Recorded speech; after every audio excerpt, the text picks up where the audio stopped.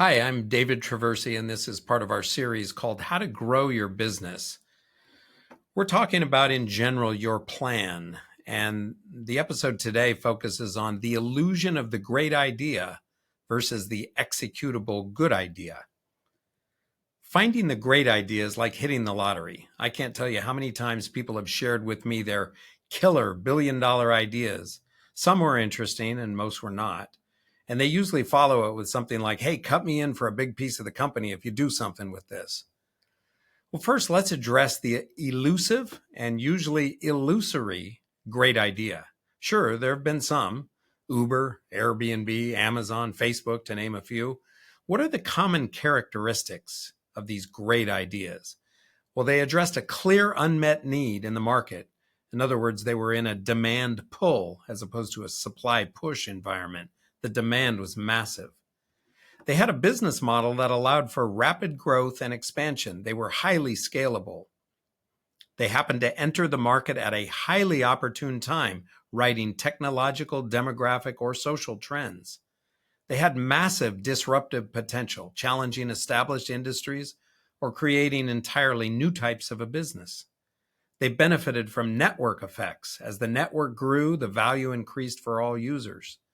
They leveraged technology to their great benefit. They were user-centric and responsive to changes in their user base. They were highly adaptive to changing market conditions, boldly pivoting when necessary. They innovated, inventing new ways of making money and delivering value. They offered a compelling value proposition, offering benefits over alternatives. They had visionary, strong, courageous leaders who knew how to execute. They were able to raise large amounts of capital, and this is a Herculean feat that few appreciate, and they managed their capital very efficiently. And they built strong, recognizable brands. So what do you think the odds are of any one great idea succeeding? Well, almost zero. Not quite zero, given we do have these unicorns, or billion-dollar companies usually built on a great idea. But I'd venture to say that for every several million ideas, one becomes a unicorn. It's in the realm of lotteries. Is the great idea worth pursuing? Hey, it's fun to think of ideas and flesh them out in your mind. I've done it all my life, but I've never been convinced, after some reflection, that any one of them would meet the criteria of a unicorn. And I know that successful, highly profitable companies can be built without the great idea. My advice then is to continue to think about great ideas if you find that fun, like I do, but don't make your entrepreneurial adventures depend upon them. For those, just find an executable good idea.